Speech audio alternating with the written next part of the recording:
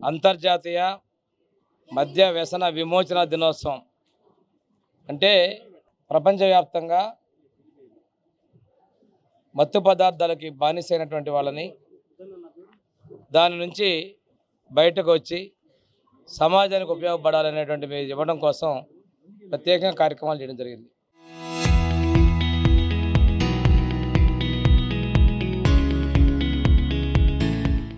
మన జిల్లాలో వారం రోజులుగా విద్యార్థులు, యువత, సమాజంలో వ్యాస రచనలు, వక్తృత్వ పోటీలు ఇవన్నీ నిర్వహించే అవగాహన జరిగింది.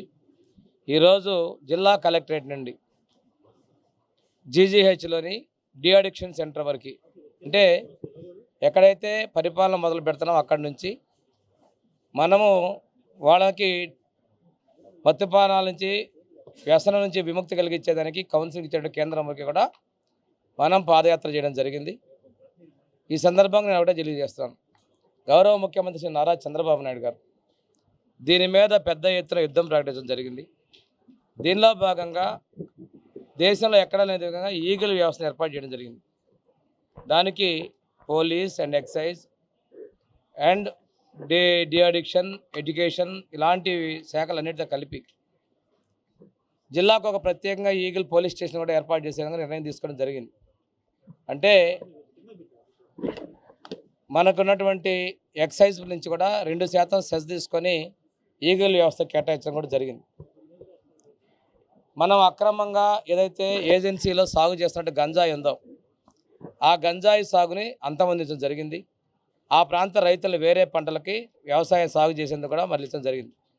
అక్రమ రవాణాని రైల్వే పోలీసుతో కలిసి ఎక్కడికక్కడ చెక్ చేసుకుంటూ కేసులు పట్టుకుంటూ ముందుకెళ్తా ఉన్నాం.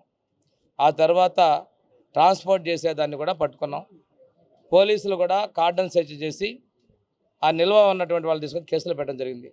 ఎవరైతే దీనిలో ఎక్కువగా ఇన్వాల్వ్ అయ్యారో వాళ్ళకు సంబంధించిన ఆస్తుల జప్తు చేయడం కూడా ప్రభుత్వం నిర్ణయం తీసుకొని ఇప్పటికీ సుమారు 17 కోట్ల పైగా ఆస్తులు జప్తు చేయడం జరిగింది. ఈరోజు సమాజంలో యువత ఎక్కువగా ఇలాంటి వ్యసనాలకు బానిస అయిపోయి నిర్వీర్యం అయిపోతున్నారు. వికసిత్ భారత్ స్వర్ణాంధ్ర 47లో భాగంగా సమాజం అభివృద్ధి చెందాలి, తప్పనిసరిగా యువత ఇలాంటి వాటి నుంచి దూరంగా ఉండాల్సిన ఆవశ్యకత ఉంది. ఈరోజు నికోటిన్కి ఇలాంటి వాటికి యాంటీ నికోటిన్ ప్యాచెస్ వచ్చాయి. అంతేకాకుండా ప్రతి జిల్లాలో కూడా de addiction centres, counselling centres కూడా ఏర్పాటు చేయడం జరిగింది. అంతేకాకుండా మన జిల్లాలోని, మన రాష్ట్రంలో ముఖ్యంగా 4 ప్రధానమైనటువంటి సబ్ జైల్స్లో కూడా మనం వీటిని ఏర్పాటు చేయడం, మన యొక్క డి అడిక్షన్ సెంటర్ అనేది సబ్ జైల్స్లో కూడా ఏర్పాటు చేసాం. భారతదేశంలో మనమే ఏర్పాటు చేసాం. 3 విశాఖపట్నం, గుంటూరు, అదేవిధంగా కడపలో కూడా 3 మోడల్ డి అడిక్షన్ సెంటర్స్ ఏర్పాటు చేస్తూ ఉన్నాం సైకియాట్రిక్ డిపార్ట్మెంట్లో.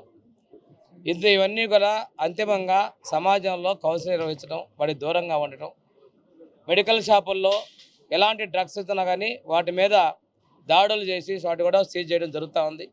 మీడియాను కూడా రిక్వెస్ట్ చేసేది ఏంటంటే ఇలాంటి వాటి మీద మీరు అవగాహన కల్పించాల్సిన అవసరం ఉంది. గంజాయి, అదేవిధంగా మనకి డ్రగ్స్గా వాడేటువంటి పౌడర్స్ని, వీటన్నిటినీ కూడా తరిమి కొట్టేదానిలో మీ అందరూ సహకరించాలని కోరుకుంటూ నేను సెలవు తీసుకుంటాను. దేశమంతా కూడా ఈ మత్తు పానీయాలకి అలవాటు పడకోకుండా ప్రజల్లో అవగాహన కల్పించాలనే ఉద్దేశంతో దేశవ్యాప్తంగా కార్యక్రమాలు జరుగుతున్నాయి. అందులో భాగంగా మన రాష్ట్ర వ్యాప్తంగా కూడా ప్రతి చోట జరుగుతున్నది. ఇప్పుడు మన జిల్లాలోనూ కూడా ఆ కార్యక్రమాన్ని మనం ఈరోజు జరుపుకున్నాము. దానికి ముఖ్య అతిథులుగా మన గౌరవ మంత్రి సాంఘిక సంక్షేమ శాఖ మంత్రివర్యులు వీరాంజనేయ స్వామి గారు వచ్చారు.